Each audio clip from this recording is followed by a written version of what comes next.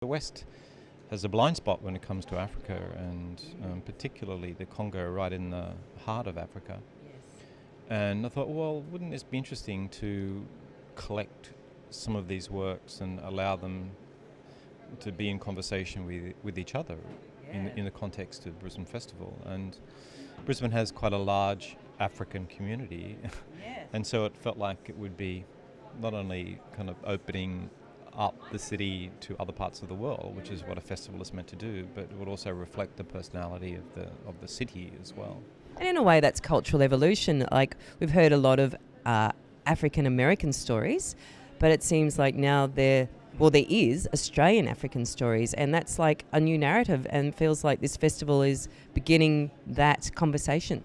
Yeah, and it's interesting you mentioned African American stories, because there's a very big piece coming from New York, coming from Brooklyn, from the streets of Brooklyn, made principally by African American artists, and very much about the police shootings of unarmed African Americans in kind of dubious circumstances, which is a story about race and authority in the United States, which is not going away. Think Ferguson and Eric Garner, and Baltimore more recently, and It's almost escalating. even just yesterday. Like, it's just not going away, and it's a sore that that America has to face. But of course, that's a very Australian story as well, and it's an African story, but it's an Australian story as well in terms of race, and we have our own sores when it comes to that.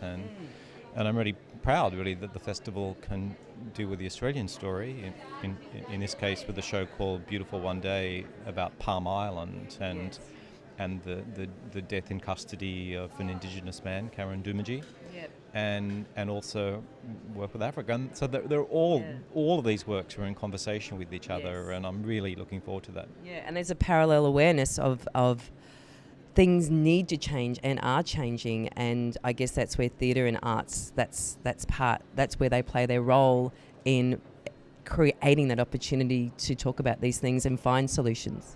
Yeah, but I've got to say, the thing about the stuff, the Congo, that I've found really inspiring is that despite the extraordinary horrors that nation has gone through, I didn't know the depths of it until I began doing my own research. But despite that, the sheer joy in a lot of the performance coming out of the Congo is just exhilarating. Yeah.